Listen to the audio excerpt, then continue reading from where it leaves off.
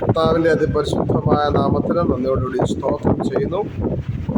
മർക്കോസിൻ്റെ സുവിശേഷം 16-ാം അധ്യായം അതിൻ്റെ 16 മുതലുള്ള വേദഭാഗം ഇങ്ങനെ വായിക്കുന്നു. പിന്നെ അവൻ അവരോട്, നിങ്ങൾ ഭൂലോകത്തിലൊക്കെയും പോയി സകല സൃഷ്ടിയോട് സുവിശേഷം പ്രസംഗിക്കുകയും വിശ്വസിക്കുകയും സ്നാനമേൽക്കുകയും ചെയ്യുന്നവൻ രക്ഷിക്കപ്പെടും, വിശ്വസിക്കാത്തവൻ ശിക്ഷാവിധിയിൽ അകപ്പെടും. വിശ്വസിക്കുന്നവരാൽ ഈ അടയാളങ്ങൾ നടക്കും. എൻ്റെ നാമത്തിൽ അവർ ഭൂതങ്ങളെ പുറത്താക്കും, പുതുഭാഷകൾ സംസാരിക്കും, സർപ്പങ്ങളെ പിടിച്ചെടുക്കും, മരണകരമായ യാതൊന്ന് കുടിച്ചാലും അവർക്ക് ഹാനി വരികയും. വിശുദ്ധ വേദപുസ്തകത്തിൻ്റെ സുവിശേഷീകരണത്തിന് കൽപ്പന കൊടുക്കുന്ന ഒരു വേദഭാഗമാണ് നമ്മൾ വായിച്ചത്. ശിഷ്യന്മാർക്ക് കൊടുത്ത അധികാരമെന്ന് പറയുന്നത് നിങ്ങൾ ഭൂതങ്ങളെ പുറത്താക്കുക. അത് കർത്താവ് അവർക്ക് അധികാരം കൊടുത്താണ് അവരെ അയച്ചത്. ശിഷ്യന്മാർക്ക് അധികാരം നൽകുകയാണ് ഭൂതങ്ങളെ പുറത്താക്കുന്നതിന് വേണ്ടി. വാസ്തവമായും സുവിശേഷത്തിൻ്റെ അകത്ത് ദുരാത്മാക്കളെ പുറത്താക്കുന്ന അധികാരം കൂടി കർത്താവ് നൽകിയിട്ടുണ്ട്.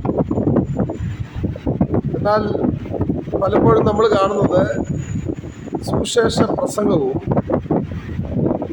ദുരാത്മാക്കളുടെ ഡെലിവറൻസും അല്ലെങ്കിൽ അവരെ ഒഴിവാക്കുന്നതും രണ്ട് ശുശ്രൂഷകളായിട്ടാണ് നമ്മൾ കാണുന്നത്. സുവിശേഷ പ്രസംഗത്തിൻ്റെ അകത്ത് ദുരാത്മാക്കളുടെ വിടുതലുണ്ട്. ദുരാത്മാക്കൾക്ക് സുവിശേഷ പ്രസംഗ വേളകളിൽ പ്രത്യക്ഷപ്പെടുവാൻ, ഇളകുവാനൊക്കെ അവർക്ക് കഴിയുന്നതാണ്. എന്നാൽ അങ്ങനെയുള്ള സാഹചര്യങ്ങളിൽ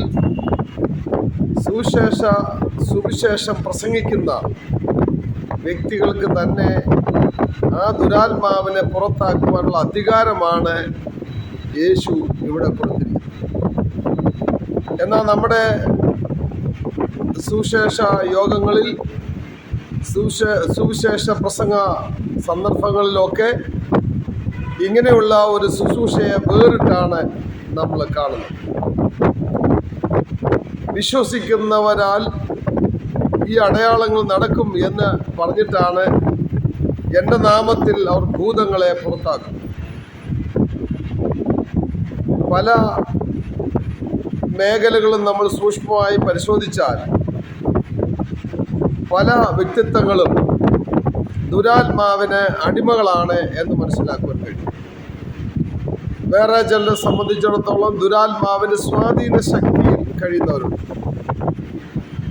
ഈ ദുരാത്മാക്കളെ പുറത്താക്കുവാൻ സുവിശേഷം പ്രസംഗിക്കുന്ന ഒരു വ്യക്തിക്ക് അധികാരമുണ്ടെന്നാണ് ഈ 16-ാം അധ്യായം, മർക്കോസ് 16-ാം അധ്യായം അതിൻ്റെ 17-ാം വാക്യത്തിൽ നമ്മൾ വായിക്കുന്നത്.